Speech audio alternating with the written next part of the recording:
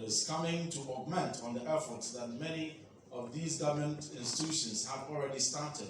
And of course, also to expand access and welcome support from very many organizations, with the support that has been received from the Church of Jesus Christ of Latter-day Saints and many other sponsors having also come in. We commend them and we urge that other organizations also extend hand of partnership to ABCDE to ensure that many more students will not only have access to scholarship and will not only be shown the way to scholarship opportunities that are available, but will also receive and access funding to be able to support the pursuit of their higher learning.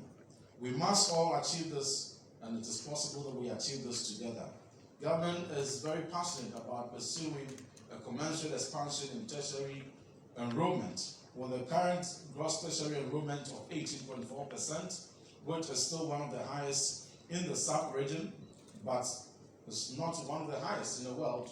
We seek to get to a gross tertiary enrollment ratio of minimum 40% by the year 2030. We believe that many more young people will be given access to education when this expansion is realized. That also comes with its own attendant and commensurate financial implication, and that is why the efforts of ABCD's directory is most commendable. Mr. Chairman, despite the many efforts of President Akufo-Addo-led government through the Ministry of Education in providing educational support and educational opportunities for all, support from the private sector increases the existing educational opportunities in the country.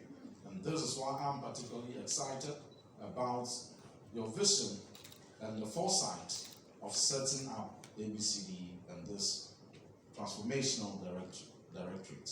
Mr. Chairman, I'm excited that our free SHS graduates will be provided yet another scholarship opportunity to access tertiary education through this directory.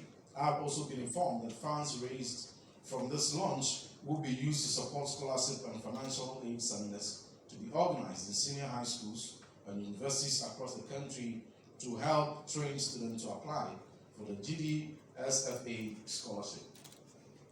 As a son of a farmer and a son that grew up in one of the most remote villages in this country, recounting the many struggles we had to go through to get through pre-tertiary.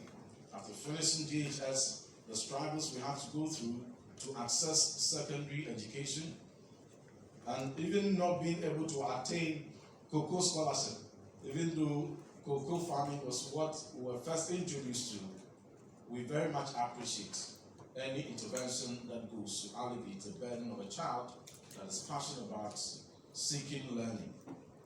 Recounting our days in the university and looking for support everywhere, and leaving your education at the mercy of the benevolence of family and friends, we did crave so passionately some of these interventions.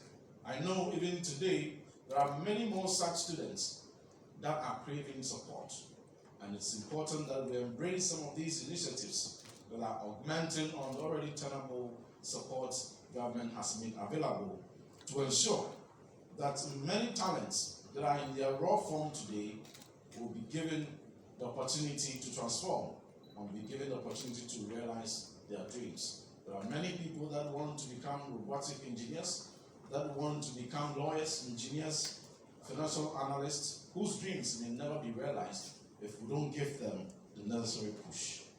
As ABCDE promises to provide financial aid to improve access to education, care must also be exercised not to undermine the good intent of this initiative.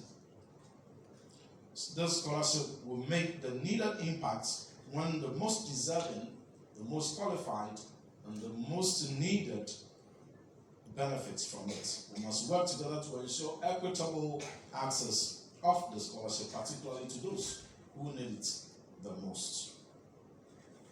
ABCD is playing a strategic role to better the lives of the youth while promoting educational scholarship opportunities for students in Ghana and beyond. And I must allow the global perspective that ABCD has given to this initiative, not only looking within Ghana, than many across the globe. On behalf of Dr. Yapaseduchu, the Minister for Education, I would like to congratulate Dr. Epos Gabra and the board of ABCDE for launching this Ghana Directory of Scholarships and Financial Assistance. And not just be. Thank you very much.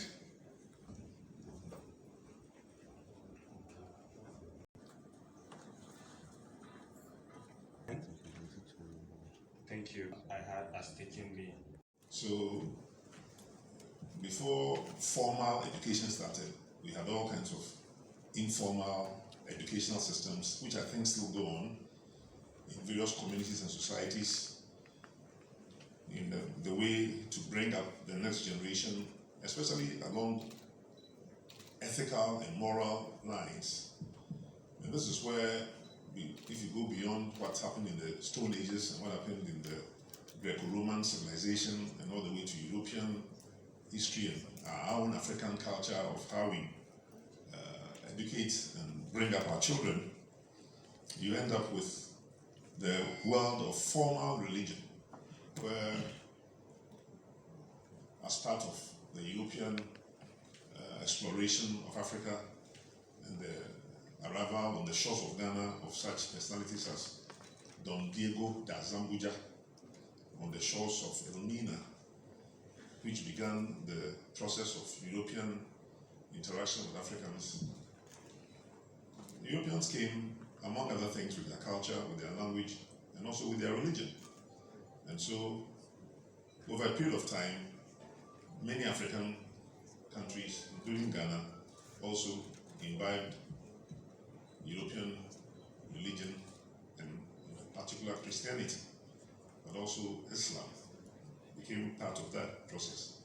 And if we have to look at the educational history of Ghana, we will have to accept and recognize the huge contribution that Christianity and Islam institutions have made, contributions that they have made towards the educational system of Ghana.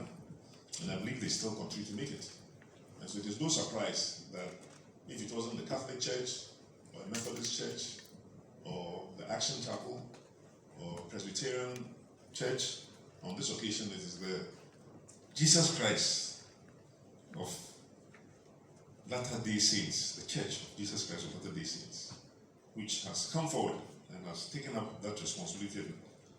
After we wrote to them, we said, well, this sounds like a good thing to do, maybe for the body of Christ, a good thing to do for the people of Ghana, a good thing to do for other African persons, because the truth is that when you get to know the directory of scholarships, which will be unveiled today and copies will be made available to all those interested, both online, physically, and electronically as well as physically, you will find that the information there can be used by somebody in Malawi, somebody in Nigeria, somebody in Gambia, or somebody sitting in Helsinki.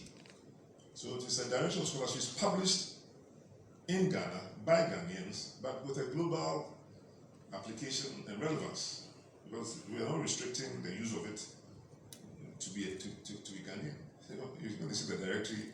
It gives you scholarships in China, scholarships in the United States, scholarships in many other countries, of course, including Ghana. And so I want to conclude my communication here this morning by thanking the Church of Jesus Christ of Latter-day Saints. And I believe, of course, God would have communicated to them who could be me tomorrow, given the kind of positions I have been privileged to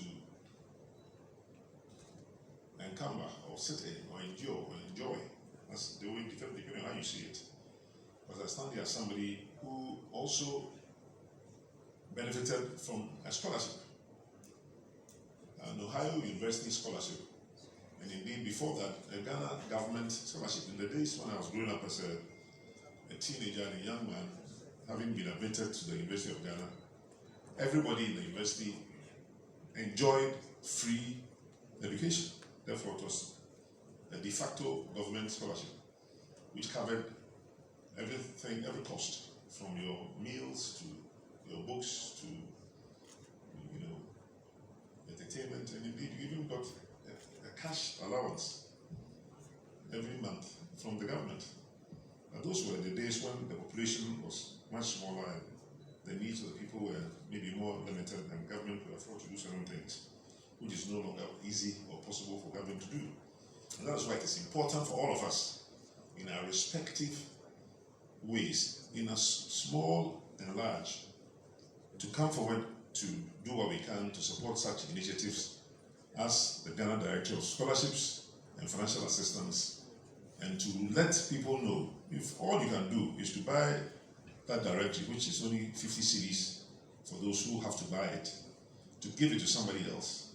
And I've said to friends who are parliamentarians, for example, who are almost always solicited by others for funding of their personal and other costs, including scholarships or school fees, that if you can, as a parliamentarian, just commit to buying a scholarship directory for your community, 50 copies, 30 copies, 100 copies, you'll solve a whole lot of problems. People will leave you alone.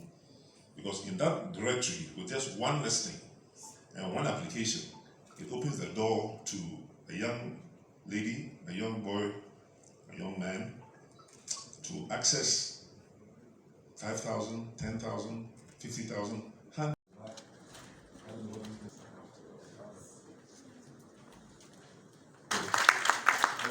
Thank you very much. Thank you very much, His Excellency, Honorable Mention.